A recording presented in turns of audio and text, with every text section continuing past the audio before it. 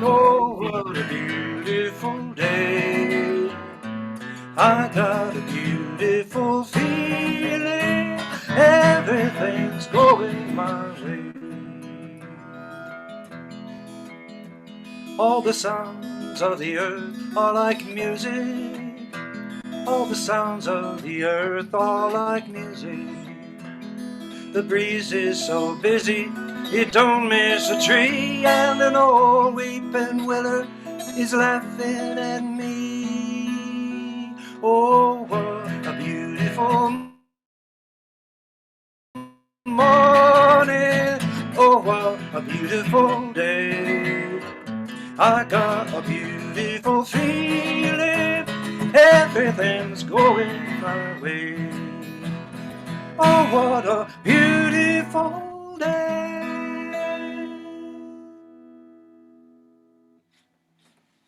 Thank you, Bill. Welcome. That was great. Now I want to see myself. All right. Sorry, I'm not seeing myself. Patricia, I'm on speaker. You are fine. We are all seeing you. Okay. Sometimes if you're speaking, Yeah. you won't see yourself. Don't worry about it. We Okay. can see you. I know what I look like. You So, bet.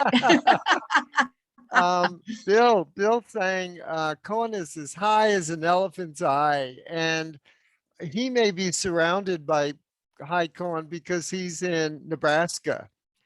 Most of you probably don't go out your front door and find corn is as high as an elephant's eye, but there are other things that might awe you. Like I go out of my front door and I have a tree with purple flowers and green leaves. And when the purple flowers fall on the ground, it makes this whole purple like rug in my front yard. And people stop and are like amazed at it. So the point is, there is awe all around us. So I want to give you some examples of that. Years ago, I was in Yosemite and I was walking up a path to Vernal Falls, and coming down was the other path right nearby. And somebody yelled over, Alan? And I looked at that person. I didn't know who they were. And I said, I don't recognize you. And he said, yes, I was your apprentice in summer stock when you were a scenic designer 40 years ago. And some of you may be thinking, well, that's coincidence. But for me, that is more. That is an awe moment. Because if you think about what it took for that very second to happen, that he recognized me. I mean, he could have looked another way. I could have been, among people that he couldn't find me, or I went a different path. So for me, that is an awe moment.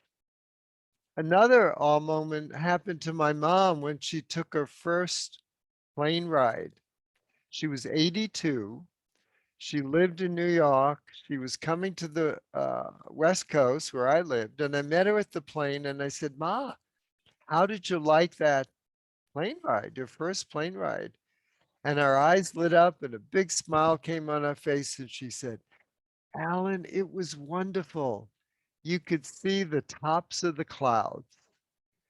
And I thought, I don't, some years I've flown over 100,000 miles speaking around the country, and I kind of gotten used to seeing the tops of the clouds. But for her, that was an awe moment. And yes, sometimes they are incredible. And the third example I want to give you is in my book, and it really amazed me. I was listening to the radio. 3 prisoners were coming out of prison that day, and there was a reporter at the front gate asking each one, what are you looking forward to when you get out of prison? And the first one, naturally, I think, said, I'm looking forward to being with my family. I haven't seen them in so many years, just to get to hug them. That is what I'm looking forward to. And the second prisoner said, I love baseball. I've not seen a live baseball game in years. I'm looking forward to going to a baseball game. And the third prisoner said something really unusual, and that was an all moment for him. And he said, when I leave prison, I'm looking forward to opening the refrigerator. And I thought, opening the refrigerator, that's his all moment. And then I realized he's been in prison maybe 10, 15 years, never got to go to open the refrigerator to get a cold glass of milk or even make his own sandwich for lunch. Someone else always brought it to him. And so for him, it was an awe moment. So I think you can see from these several stories that awe is very complicated, that it's in the eyes of the beholder. It takes different shapes and different forms, and it's also pretty difficult to define. I remember when I first started writing this book, I sat down with a former literary agent and we talked about the book and he liked the idea, but then he asked me, Alan, what is awe? And I thought for a while and I kind of made up something in my head and I didn't feel right about it. So because of that question and the book, I started doing more research. And so first I went to the dictionary and there was several different definitions there too. So it wasn't like one thing. The one that struck me said that fear is reverence. I'm sorry. Awe is reverence with fear and wonder. Awe is fear and wonder. And I thought, fear? I don't associate fear.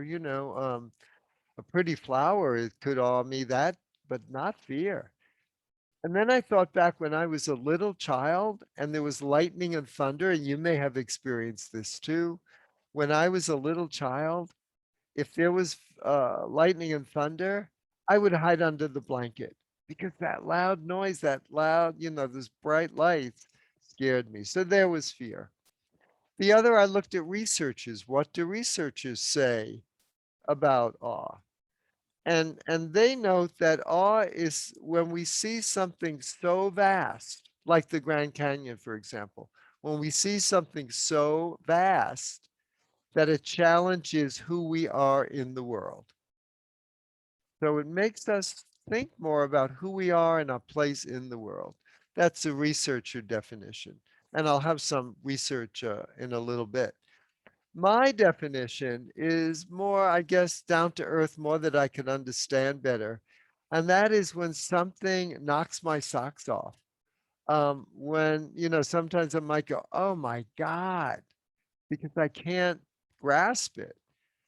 Or when I get goosebumps, things like that for me, that's an awe experience. So I've come up with an acronym for the word awe, AWE. For me is a wow experience, AWE. Whenever I get a wow experience, I know there's some little awe. Now there's big awe and there's little awe, but when I say wow, that's part of an awe experience. So what about research? Why is awe important? So according to researchers, awe can make you happier and healthier. In fact, there's one research paper, it's scientific, I don't get it all, but the results were that awe could help eliminate inflammation. And I thought physically, finding something that awes you can physically help you, not only mentally help you to be happier and healthier, but physically help you. So the other thing, and I think this is really important to unity, because this study said when you see awe, you are more generous. And I thought whenever unity asks for a tithing or donation, maybe you should have pictures of nature, of the Grand Canyon, of Niagara Falls, because maybe people will give more money, be more generous, as the researchers have found. So I have talk about awe. The number one generator of awe is nature. So I want to show you 3 photos from nature just to give you that example. So of course, sunrises, so amazing. Or sunsets, and this is not Photoshop. This is so amazing. Well, look at this picture. Now, when I saw this picture, I really got what the dictionary said when it's fear and wonder, because my stomach dropped. This is in Norway, by the way. If anybody wants to go and stand on that rock, you could do it. Um, but it is fear and wonder. So there's just some pictures from nature. The other thing is I want to talk to you about one study that came out last September in Emotion magazine, and it talked about taking an awe walk. And what they did, they took 2 groups of people, 52 people in each group, mostly older, 50, 60, I'm sorry, 60, 70, 80-year-old. And they asked the 2 groups to go out and take a walk and just see how you're feeling when you notice various objects. So one group went out to do that. The other group, they held a little behind and they said, by the way, when you go for a walk, I want you to look for something that awed you, something that amazes you, that really captures your attention and makes you feel in a certain way, and then notice how you feel. And they all came back. And by the way, they only did this. It wasn't a big study, and it wasn't a very, they didn't have to do a lot for this. It was 1 day a week, 15-minute walk, and it lasted for 8 weeks. After the study, they interviewed both groups of people, and the people that did not have that awe prompt said, well, when I was on my walk, I was thinking about all of the things in my life that have to be done. I have to unpack. I'm going on a trip soon. I haven't bought a lot of the stuff I need. They were concentrating on the things that kind of stressed them out. The other group, the awe group, said that they had less negative emotion, more positive emotion on their walk, and overall they were happier than the other group that had no awe prompt. Simple thing as just intending to find awe can help you find it and help you be happier and healthier. Wonderful study. So there is the nature-made awe, but there's also man-made awe. For example, Cirque du Soleil. Any of you been to Cirque du Soleil? You know how awe-inspiring that show is, and many, many awe moments in the incredible stuff that they do. But the other is space travel. And you know, right now there are 10 people floating around somewhere in space on the space station. Is that not incredible that we could do that? And not only that, but this week I heard on the radio, they are growing chili peppers out in space on that space station. So imagine in the future how art would be if we could have space stations growing vegetables and fruit somewhere in space, wouldn't take up room on Earth. I mean, amazing things could happen, awe-inspiring. A couple of other things about space travel. 2 weeks ago, you probably read or heard that Richard Branson took a spaceship up. And anyone heard on the news what the name of the spaceship was? Because this was a mini awe moment for me when I heard it. His name of his spaceship was Unity.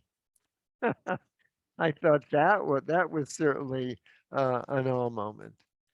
The other thing about awe is it also often happens when we encounter other people, an interaction that something awe might happen. So I want to share with you a story when my daughter was a teenager.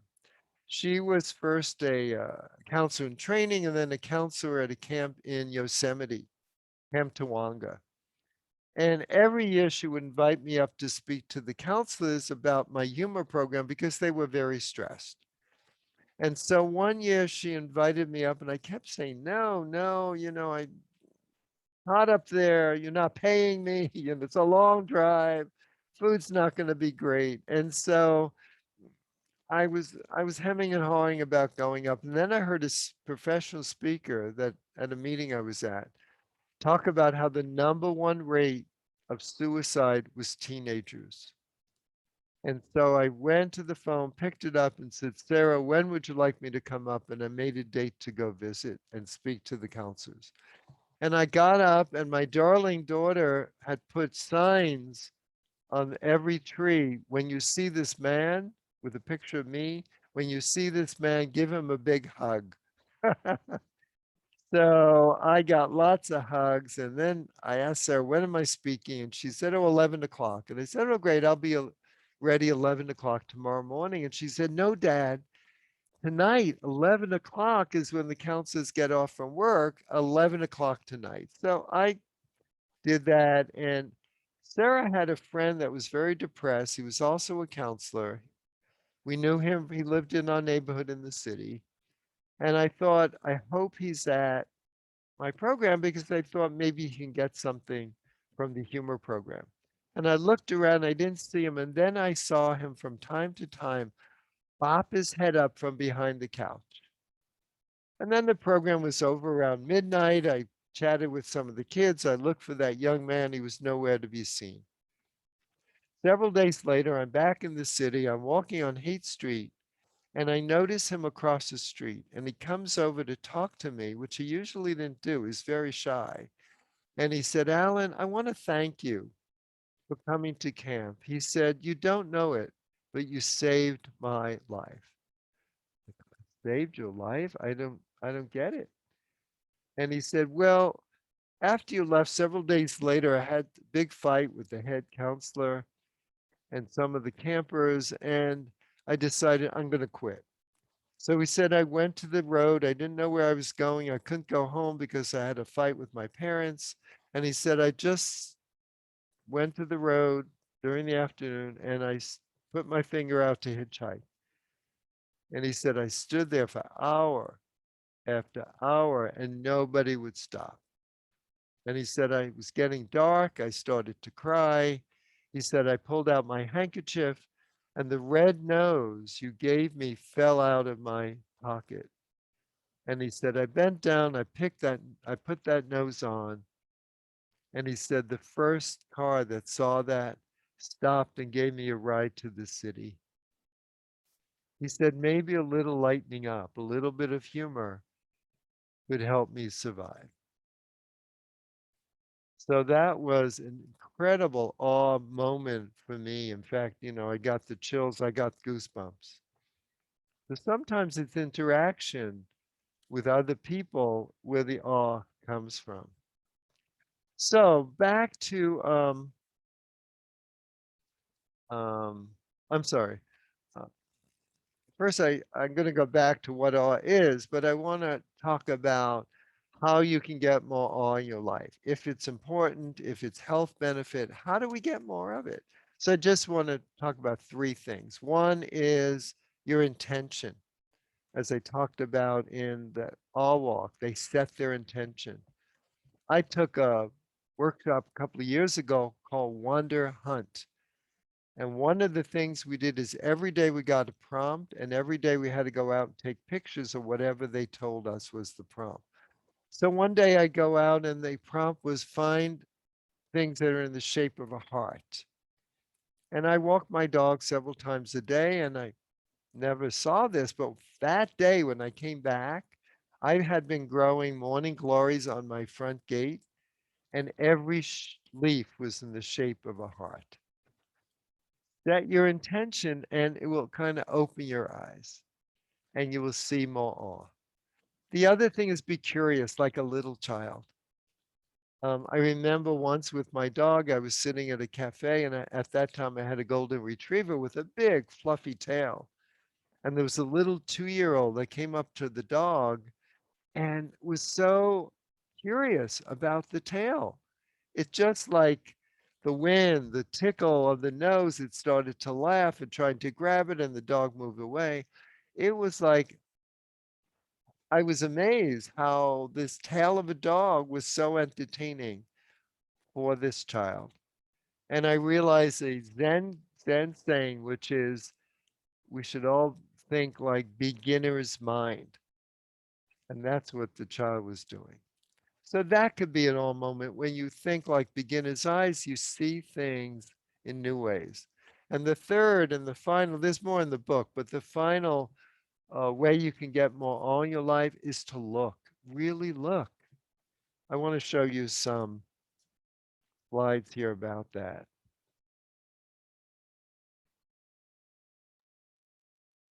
So a couple of years ago, I was in Amsterdam and I went to the Keukenhof Gardens where they plant 7 million tulips. 7 million tulips and other bulbs. And every turn of the path, I was in awe. But what brought more awe was when I looked closer at some of these tulips, the colors, the shapes. But even looking closer, and this is my tip for you, look closer at things, you will start to see the awe in things. Like, who would have thought that that flower would have had this kind of yellow sunburst in the middle until I look closer? And then I have a colleague called DeWitt Jones, who used to be a photographer for National Geographic. His photos are amazing. And I just found this yesterday. He posted this on Facebook of a hibiscus, I think. And I don't know what the background is. It's not Photoshop. It's his photo, and just amazing. So open your eyes. Look closer, and you will find more awe moments. So what is awe? What is awe? You know, my agent asked, what is it? And finally, in writing the book, I discovered what awe is. For me, awe is the presence of the divine in the world. Awe is the presence of the divine in the world. In unity, we know that God, the divine, is out there and also in here. And I think when you can see something and be awed by it, you are connecting with the divine. And what if I told you that the most awe-amazing, I made that word up, awe-amazing thing is right where you are right now, sitting or standing right where you are. And if you don't believe me, just stop for a moment and realize you could hear me. Progress. You could see me. You know, you could breathe. You're breathing in and out. One breath is keeping you alive. And so I want to show you a video about that. You know, the expression I use is I say we're all masterpieces and works in progress simultaneously. So to be human is to be extraordinary. I have a quote which says, even on your worst day, you're a living miracle. If you think about the trillions of reactions that are happening just within the biochemistry of our physicality, it's overwhelming.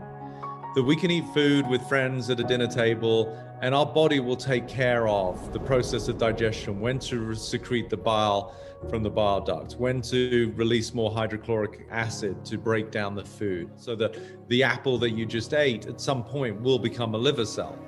I mean, that is just mind-blowing, like magic, right? Yet we don't think about it.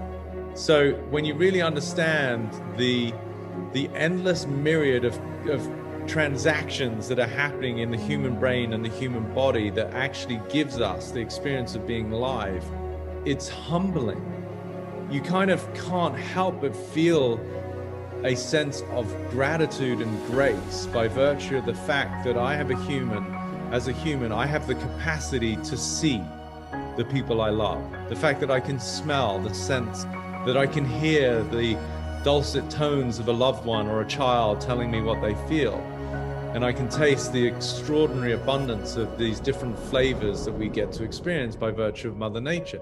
Just those 5 senses that we take for granted every day. From when you really get it, it becomes impossible to not revere life, your own and others, to recognize what an immaculate conception every being is by virtue of the gift that it is that we get to experience life at all. Something that really hit home many years ago was that just to be alive is itself a miracle. And from that moment forth, I stopped berating myself. I'm not perfect. And there's so much humility and patience that we can develop when we understand that and then afford others. If we could afford each other just a little bit more patience, a little bit more compassion, a little bit more empathy for the fact that it is difficult, it is sometimes challenging to take on a new task, and that's okay, then that again would make for a much more loving and accepting society. But within that, we never neglect the magic that it is to be a human being.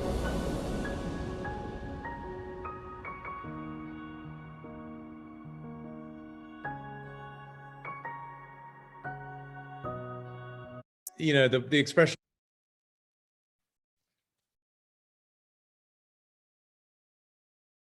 Anyone that knows me knows that by the way, that's an incredible video.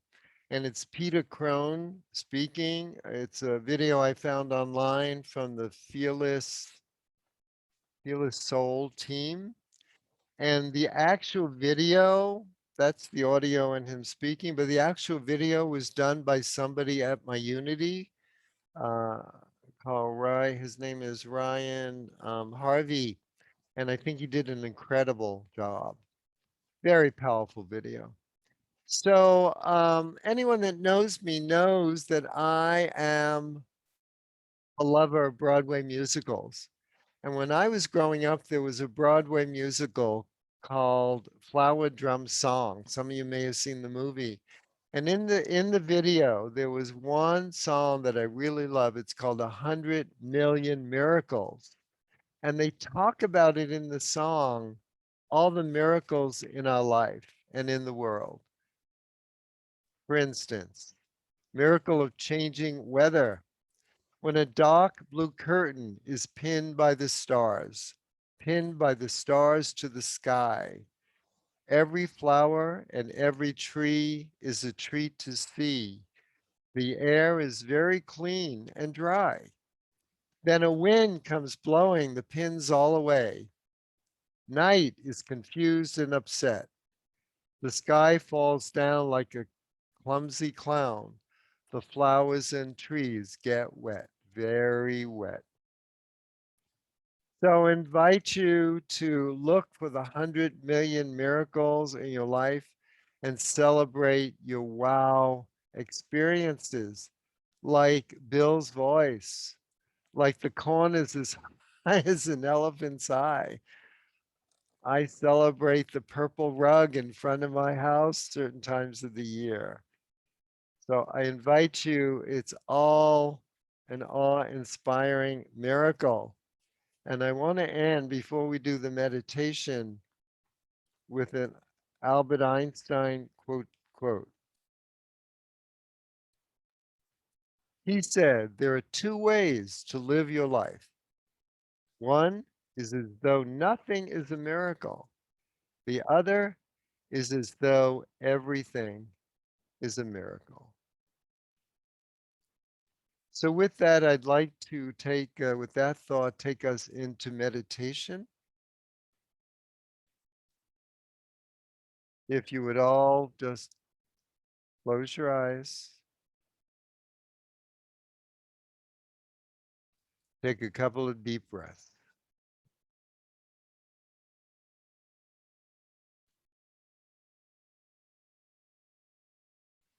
Breathe in